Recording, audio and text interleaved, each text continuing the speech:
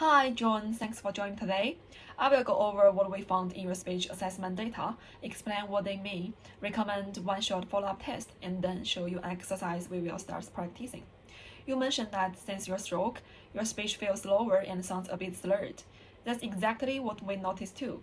When we looked at how your mouth and tongue moved, the right side moved a little slower and felt weaker. This means the nerves that control those muscles were affected by your stroke. In a task where you repeated potaka as quickly as you can, your speed and precision were slower than typical. That tells us those muscles don't move as fast or strongly as before. In a task where you prolonged you reached about 15 seconds, a bit shorter than the average for men your age. That means your breath support for speech doesn't last as long, and your voice may fade earlier in a sentence. When I listened to your speech sample, your voice sounded a bit breathy and soft, and you seem to use a lot of effort to get the words out. This shows that speaking takes more work because you don't have enough steady breath support to keep your voice strong throughout each sentence. All of these signs together show that the muscles you use for breathing, voicing, and articulation are weak and move more slowly. This pattern fits in with flaccid dysarthria, which is the speech change caused by damage to the nerves that control your speech muscles after a stroke. People with this type of speech pattern often sound slightly breathy or soft, may lose air through the nose, and produce some consonants less clearly. It's important to know that this affects only how your muscles move for speech, not your thinking or understanding. Your strengths are also clear. You understand everything well, follow instructions easily, and stay motivated. These strengths will really help you make progress. To help us better understand how your breathing and voice work together, I like to complete one-shot follow-up task where you did a s sound and then a z sound for as long as you can. In your earlier task where you held you ran out of air quickly and your voice sounded slightly breathy, which suggests you may lose air too fast or that your vocal folds aren't closing tightly. This additional check will show us whether the main issue comes from breath support or from voice closure.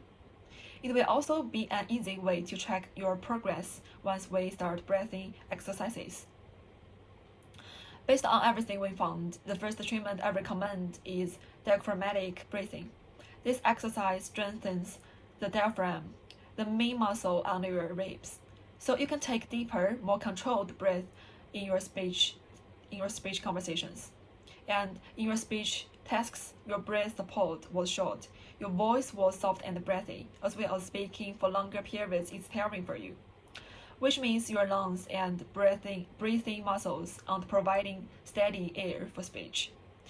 Diaphragmatic breathing helps you take fuller, lower breath and release air slowly, giving you better control and louder, clearer speech.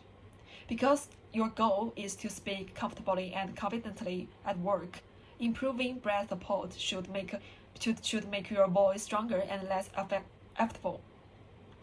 Research shows that diaphragmatic breathing exercises improved respiratory function in individuals post-stroke, which strengthens stronger breath support for louder, steadier speech.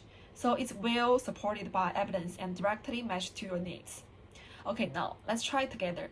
Sit up straight. Put one hand on your chest and another on your belly.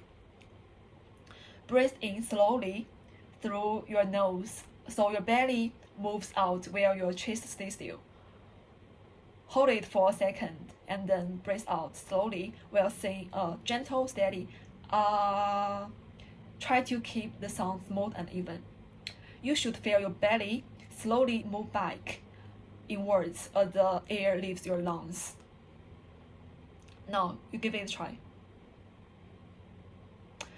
Well, as you breathe out, think about controlling the air, not letting it rush out too fast. Keep your shoulders relaxed and your neck loose.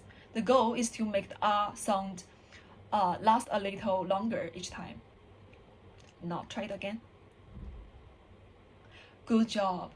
We will start with 5 of these breaths twice a day. Each week, we will check how long and how strong your R sound is to see your progress. That's all for today. Thanks for listening.